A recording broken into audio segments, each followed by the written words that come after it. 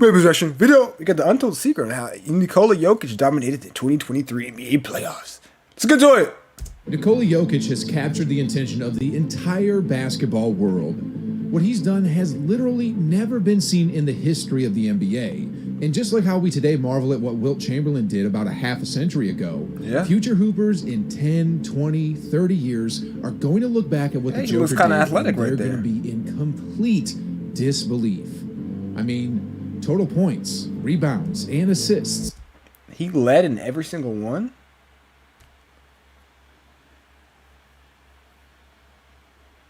Damn. Not only did he lead his team in all three major statistical categories during this incredible championship run, but he led the entire league. Wait a minute. So Jimmy Butler, even though he played like an absolute bum, only had one less point than Nikola Jokic the entire playoffs? That's crazy.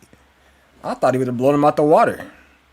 And that being said, Jason Tatum's only 30 points behind Jimmy Butler and Nikola Jokic, and he didn't even play the whole. He missed out on an entire whole series. So Jason Tatum really needs a little bit more credit, to be honest with you. And Steph Curry only played 2 series, and he's still top 6, which is crazy to think about. Same thing. Oh, LeBron, he played 3 series. He got swept.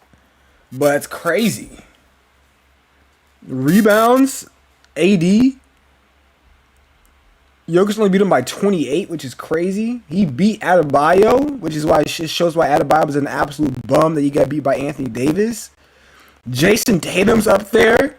He only has 5 less rebounds than Adebayo, which is an indictment on Adebayo. Assist, kind of what I expect, to be honest with you. No surprises there.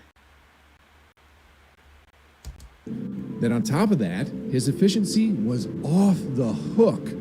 I mean, he's been as efficient as Shaquille O'Neal in the painted area, and he's been as efficient as Steph Curry beyond the arc. Then, when he wants to be, he also has shades of Magic Johnson in him as well. Is that not a cheat code or what? I mean, how can anyone expect to stop this guy? Anyway, today we'll get into the whole untold secret on just how Nikola Jokic completely dominated the 2023 NBA playoffs. They look-y dominate. You know, one thing that doesn't get talked about enough in this historic run by the Nuggets superstar is the competition he's going up against. You see, it's one thing to rack up a ton of triple-doubles in the regular season when half of those opponents are like the Detroit Pistons, the Houston Rockets, and the Hornets. You know, teams that are on the rebuild. But it's an entirely different story when you're racking up triple-doubles against the best of the best. You know, I'm going to go and say right now, before we get into the nitty-gritty of any of this, I do not care. Nikola Jokic is a great player. Do not get me wrong. But if I have the option between Nikola Jokic and Giannis, I'm going Giannis. Do I? I'm a Giannis fan more than I'm a Jokic fan, so I may be a little bit biased. We're going to go Giannis. Now, Joel Embiid, sorry ass, we're going to go Nikola Jokic all day, every day. Joel Embiid, sorry ass, can't get past the semifinals of the conference. He can't get past the Eastern Conference semifinals to save his life. They tried to pin it on Doc Rivers. That's you. You had the meltdown. You were up 3-2 versus the Celtics, and you lost the lead. Joel Embiid is like Anthony Davis.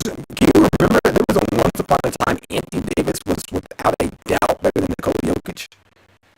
Gave him the business in the bubble. Man, just pitiful. Rudy Gobert, who's a 3-time Defensive Player of the Year. Players like Kevin Durant, who's one of the greatest scorers in NBA history.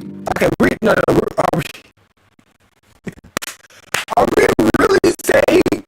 Are we really talking about Rudy Gobert? Rudy Gobert, really? Really? Rudy Gobert? Get out of here with that nonsense, bro. That's the worst cap ever. What is he talking about? And then Kevin Durant. Okay, I get it, whatever. Kevin Durant's low-key kind of washed, to be honest with you. I'm not gonna lie. Players like LeBron James, who's arguably the second greatest player of all time. And players like Jimmy Buckets, who's probably Michael Jordan's long. Okay. Jimmy Butler on the last 2.5 series showed why Michael Jordan is something. I don't hear anything. I want the comparisons to Michael Jordan's son to be stopped when it comes to Jimmy Butler. Jimmy Butler was a disappointment. This man right here was pitiful for the last 2 series. If he played the way he played against the Bucks in the first couple of games versus the next, they would have had a chance to win the series. But he played like an absolute bum. Lost son. You know, from a long-time NBA fan's perspective, it's just completely mind-boggling what this guy has done this postseason. And if you're wondering how he did it, you're in luck, because I'm just about to dissect the whole thing right here and now. And I think I'll start with his ISO abilities. You see, despite Jokic being a jack of all trades, his threat all starts with his ability to score in one-on-one situations. And to illustrate this fact, I'll use Rudy Gobert as an example. You know, the 7'1" Frenchman gets a lot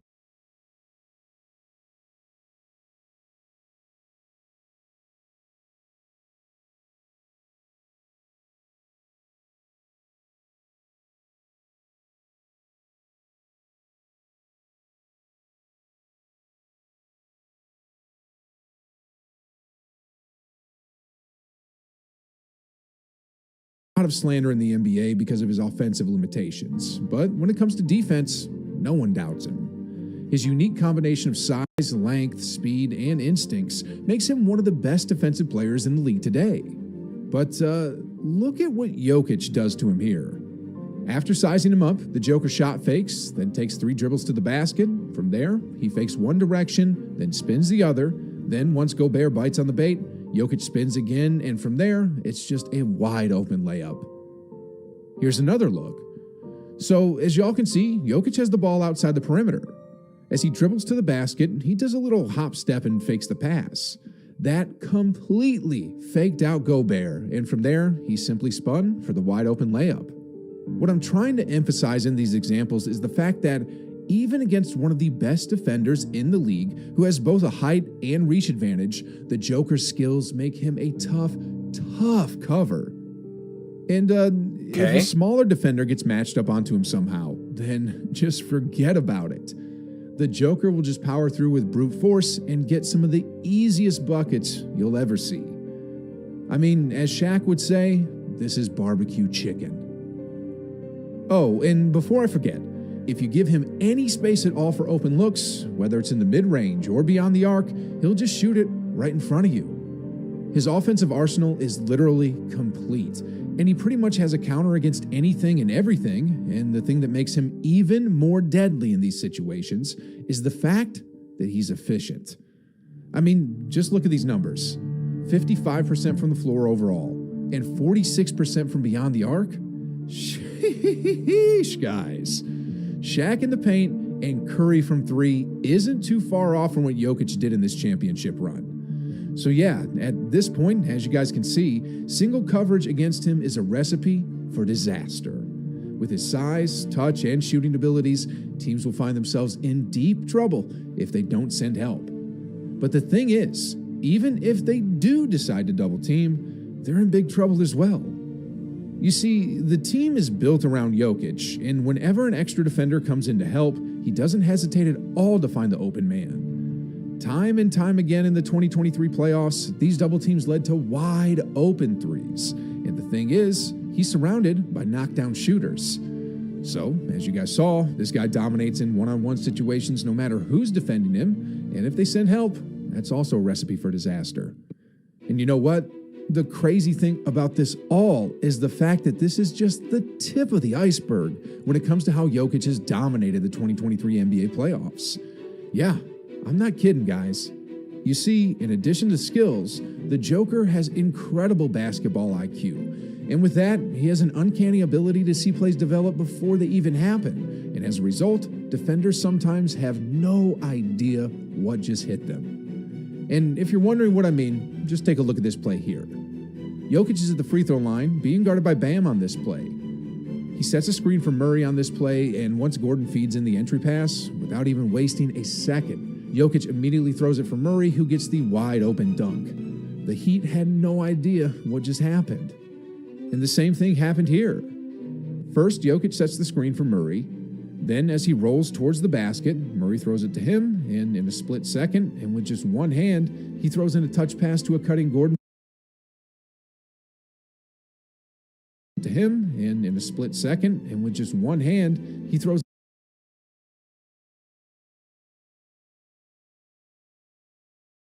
in a touch pass to a cutting Gordon for the bucket. As good as the Heat are, they were not prepared for something like that. High basketball IQ, guys. High basketball IQ. Jokic often sees what plays are developing before anyone else does, and he never fails to locate his teammates. But anyway, one thing that doesn't get talked about enough is his willingness to go to the basket to secure either the defensive rebound or get second chance point opportunities. I mean, it seems like an obvious thing for centers to do that, but there's a reason why some 7-footers average less than 10 rebounds per game. Like Kristaps Porzingis, for example. The man stands 7'3", averaged over 30 minutes his entire career, but not once did he cross the double-digit rebounding in a single season. And a big reason is just because he's not under the rim. How crazy is that, right? Anyway, moving on here. Another key area of Jokic, which he improved upon a ton since last year to dominate the 2023 playoffs, is his overall fitness. You see, in the past, one tactic teams employed on the Joker is to try and get him tired. Putting him in constant high pick and rolls is an example of what teams did in an attempt to exhaust him, and it worked before.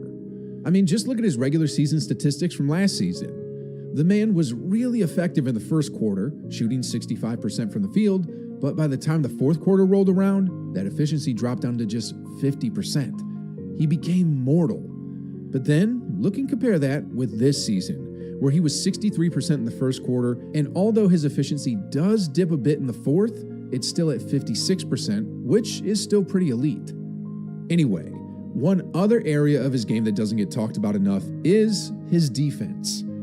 You see, despite him moving a bit slower than everyone else, the fact that he's 7 foot tall and stands near the rim all the time often makes the team shoot mid-range jumpers instead of getting high percentage layups. This was clearly evident in the finals, where he made Butler settle for many pull-up jumpers, whereas against the Celtics, those would have been attacks at the rim. And finally, what's scary about this Nuggets team is that they could be around for a long time. I mean, in 2024, they have their playoff roster, minus Jeff Green, all signed. Then for 2025, they still have this playoff roster almost intact with just Bruce Brown not currently signed. Then when it comes to age, for their top 7